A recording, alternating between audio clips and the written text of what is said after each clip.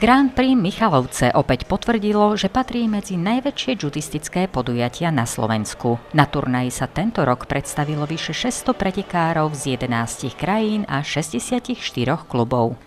Táto súťaž sa pripravuje v podstate celý rok. Tuto sme zmenili trošku systém, máme inak rozložené tatami. Je to už európsky systém, rozhodcovia sú v strede, máme aj medzinárodných rozhodcov z Maďarska a Ukrajiny, ktorí rozhodujú aj majstrovstvá Európy, takže sme posunuli level o trošku vyššie.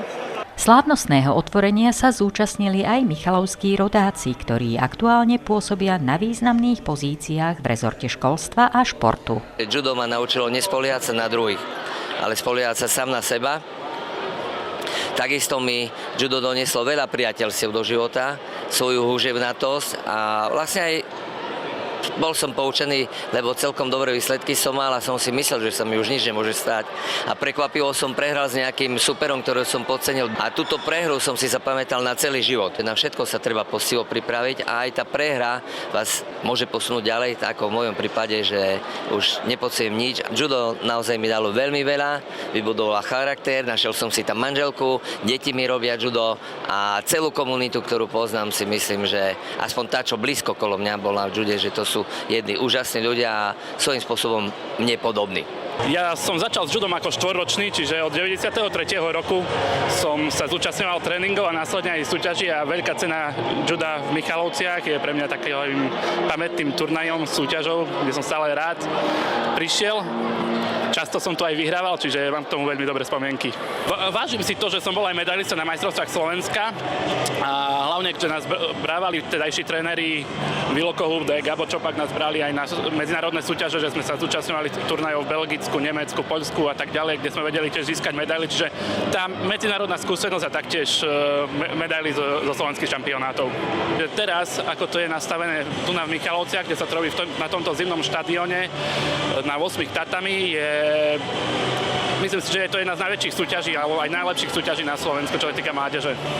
Grand Prix Michalovce zrealizoval ŠK Zemplín oddiel judo vďaka množstvu sponzorov, mestu, rodičom, hokejovému klubu Dukla a finančnému príspevku Fondu na podporu športu.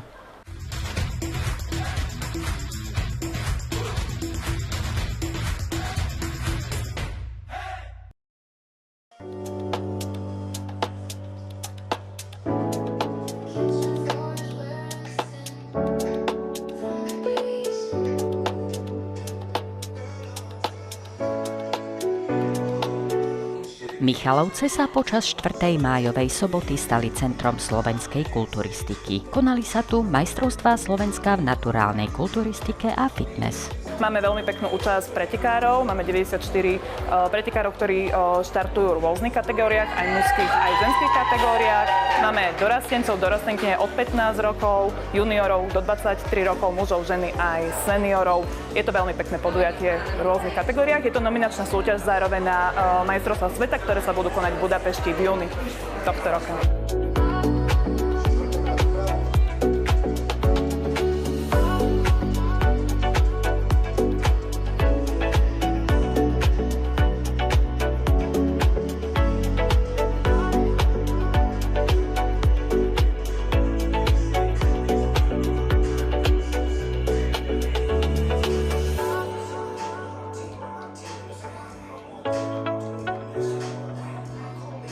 Slovenská asociácia naturálnej kulturistiky bola založená práve v Michalovciach.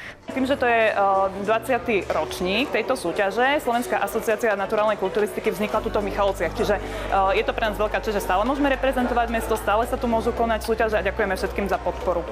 Organizátorom podujatia bol Ján Berdy, zakladateľ Slovenskej asociácie naturálnej kulturistiky, ktorý sa dlhodobo venuje rozvoju a propagácii naturálneho športu na Slovensku. Na podujatí sa predstavili pretekári v 32 kategóriách na 155 štartovacích pozíciách. Súťažiaci z rôznych kútov Slovenska potvrdili kvalitu slovenskej naturálnej kulturistiky a dlhodobé úspechy Slovenskej asociácie naturálnej kulturistiky, ktorej športovci sa pravidelne umiestňujú na popredných priečkách svetových súťaží. Majstrovstvá Slovenska boli zároveň nominačnou súťažou na majstrovstvá sveta v Budapešti. Podujatie prinieslo aj osvetový rozmer smer, keďže sa snaží poukazovať na zdravý životný štýl, férovosť v športe a motivovať ľudí, obzvlášť mladých, k športovým aktivitám bez využívania zakázaných látok.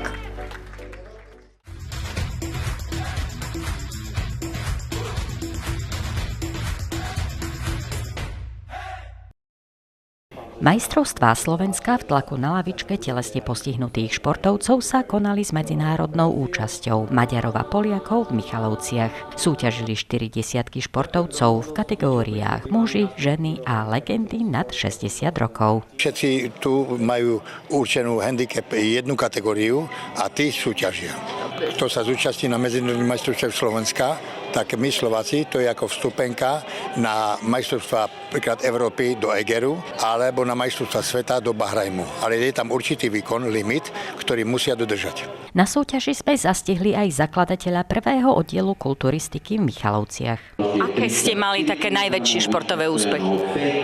Jeden taký, ktorý si vážim úspech, bolo 3. miesto na prvých okresných majstrovstvách v silovom trojboji, ktoré boli v Michalovciach v roku 1975. My sme robili klasickú kulturistiku založenú na dobrej pestrej strave.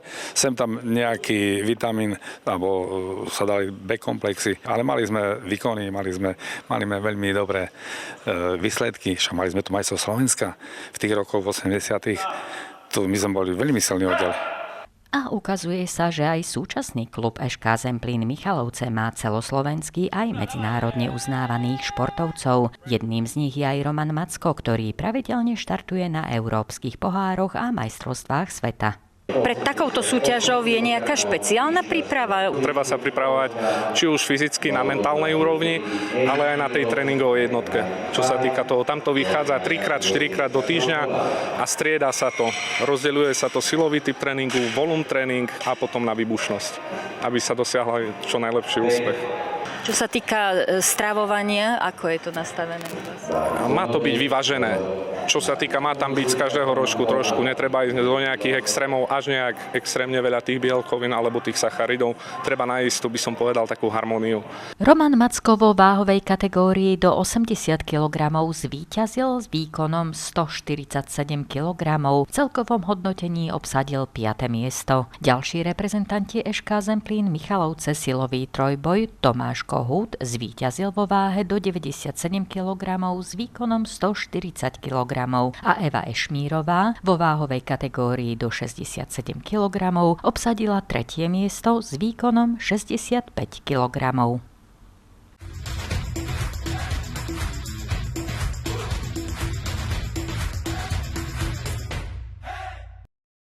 Štvrtá základná škola na Komenského ulici v Michalovciach zorganizovala majstrovstvá kraja základných škôl v atletike, súťaž, ktorej sa zúčastnilo 250 pretekárov zo 40 škôl Košického kraja, financovalo Ministerstvo školstva, výskumu, vývoja a mládeže, súťažili jednotlivci a družstva, víťazi okresných škôl. Michalovský okres reprezentovali žiaci zo 4. a 6. základnej školy. Sú tu neskutočné výkony niektoré.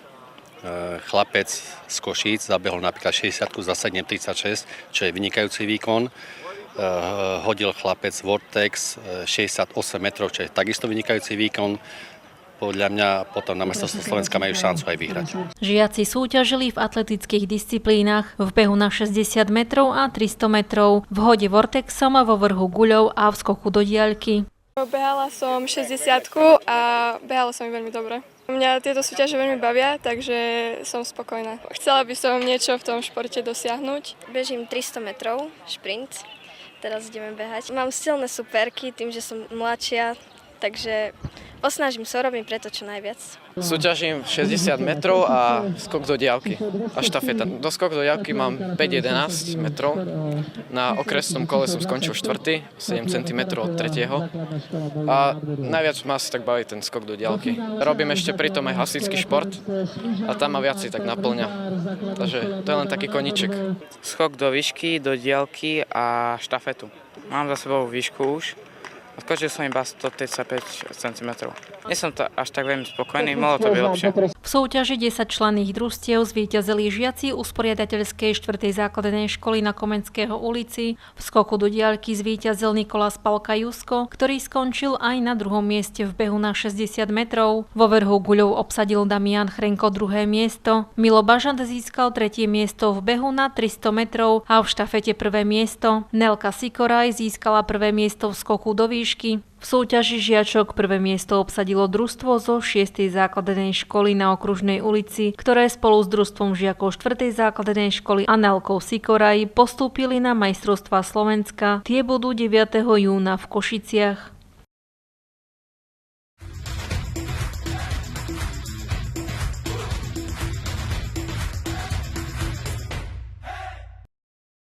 Šport spája generácie a aj ľudí bez rozdielov. Seniori a zdravotne znevýhodnení ukázali, že šport nie je len o výkone, ale najmä o odhodlaní a sile ducha. Okresný športový deň zorganizovala Okresná rada Slovenského zväzu zdravotne postihnutých Michalovce v spolupráci so Strednou zdravotníckou školou. Prostredníctvom toho by som chcela poďakovať pánovi riaditeľovi tu v tejto školy, pánovi Žalúdkovi, že je veľmi ochotný, ústretový a táto dlhoročná spolupráca nie je len v športových hrách. Táto súťaž je zaradená ako športové dni do plánu Okresnej rady a by som povedala, že o tieto športové hry je veľký záujem a potom majú záujem ešte aj o celoslovenské športové hry.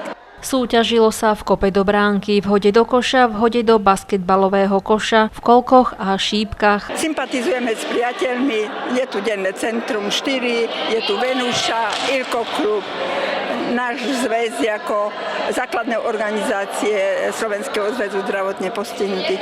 Takže my ako Okresná rada sa snažíme spolupracovať s každým. Máme 7 družstiev, no a dúfajme, že každý bude výherca. Sme radi, že každý rok tento deň športový sa uskutočňuje, lebo to nám prináša veľa, dáva nám priateľstva, utúženie priateľstva, asi vieme zašportovať. Mám za sebou hod do koša, potom mám šipky, ale nakoľko aj som rozhodca, behám stade tade a ešte určité disciplíny ma čakajú. Som sa prvýkrát zúčastnil na tej súťaži, zaujímavé je to a človek myslel, že dokáže ešte viac, ale niekedy som hrával futbal, tak futbal ešte, ale basketbal a šipky, to nie je moja parketa. Ale viete čo, že šipky som 68 bodov mal, takže dúfam, že to bude dosť pre družstvo na prvýkrát.